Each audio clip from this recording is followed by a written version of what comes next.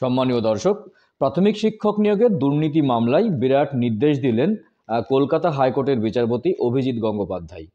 ৪২,৯৪৯ জন প্রাথমিক শিক্ষক নিয়োগের প্যানেল আগামী 10 দিনের মধ্যে প্রকাশ করতে হবে, নির্দেশ দিলেন কলকাতা হাইকোর্টের বিচারপতি অভিজিৎ গঙ্গোপাধ্যায়।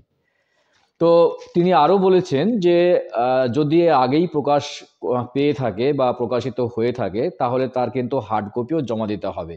তো বিচারপতি গঙ্গোপাধ্যায়ের এজলাসে জমা দিতে হবে। তো তিনি কি কারণে এত বড় নির্দেশ দিলেন, এই বিস্ফোরক নির্দেশ কেন তিনি জানিয়ে দিয়েছেন প্রাথমিক শিক্ষক নিয়োগ নিয়ে, তা বিস্তারিত জানিয়ে দেবো আজকের ভিডিওতে।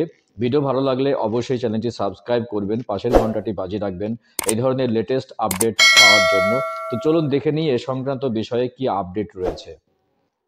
দেখুন, যেটা জানা যাচ্ছে যে বুধবার 2016 সালের প্রাথমিক শিক্ষক নিয়োগ সংক্রান্ত একটি মামলার কিন্তু শুনানি ছিল হাইকোর্টে, এবং মামলাটি ওঠে বিচারপতি অভিজিৎ গঙ্গোপাধ্যায়ের বেঞ্চে। 2016 সালের টেটের প্যানেল একাধিক বিতর্কে জড়িয়েছিল, আপনারা জানেন। এই নিয়ে কিন্তু জলঘোলা হয়েছে, একাধিকবার বিতর্ক হয়েছে, একাধিকবার কিন্তু বিচার এর কিন্তু এজলাসে কিন্তু কেস হয়েছে, এবং একাধিকবার কিন্তু এর মামলাও কিন্তু দায়ের করা হয়েছে। বিভিন্ন নিয়ে কিন্তু এর জলঘোলা কিন্তু হয়েছে এটা নিয়ে, 2016 সালের টেট পরীক্ষার্থীদের নিয়ে। তো এই মর্মে কলকাতা হাইকোর্টে দায়ের হয়েছিল মামলা। তেমনি একটি মামলায় এই নির্দেশ দেওয়া হলো যে বিচারপতি অভিজিৎ গঙ্গোপাধ্যায় নির্দেশ দিয়েছেন যে ৪২,৯৪৯ জন প্রাথমিক শিক্ষক নিয়োগের প্যানেল আগামী 10 দিনের মধ্যে কিন্তু প্রকাশ করতে হবে, এবং প্রাথমিক শিক্ষা পর্ষদকে কিন্তু এই করার নির্দেশ দিয়েছেন বিচারপতি অভিজিৎ গঙ্গোপাধ্যায়। আর প্যানেল যদি প্রকাশ আগে থেকেই হয়ে থাকে তাহলে সেই প্যানেলের হার্ড কপি বা সফট কপি কিন্তু বিচারপতি গঙ্গোপাধ্যায়ের এজলাসে বা বেঞ্চে কিন্তু পেশ করতে হবে প্রাথমিক শিক্ষা পর্ষদকে।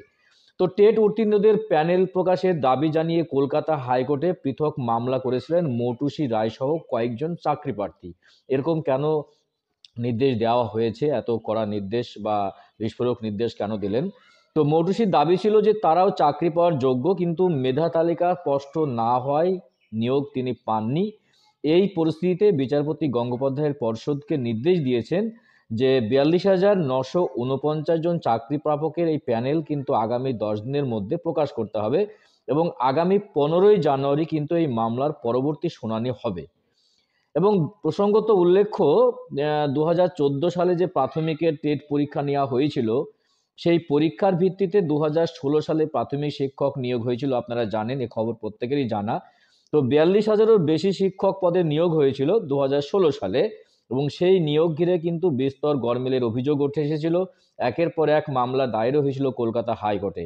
তো তা নিয়ে এই যে আগামী 10 দিনের মধ্যে প্যানেল কিন্তু প্রকাশ করতে হবে বা তার হাতে কিন্তু দিতে হবে যদি প্রকাশ করা হয়ে থাকে। তো গুরুত্বপূর্ণ আপডেট ছিল প্রাথমিক শিক্ষকদের নিয়ে। সংখ্যাটা হচ্ছে ৪২,৯৪৯ জন প্রাথমিক শিক্ষক। তো এদের ভাগ্যে কি বরাত রয়েছে অদূর ভবিষ্যতে তা কিন্তু হাইকোর্টই বলে দেবে।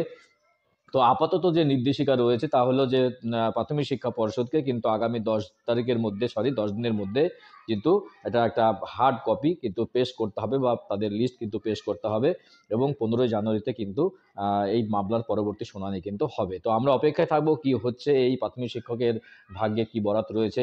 ৪২,৯৪৯ প্রাথমিক শিক্ষকের আপাতত যে বিস্ফোরক নির্দেশ তা হলো 10 দিনের মধ্যে কিন্তু এই প্যানেল কিন্তু প্রকাশ করতে হবে।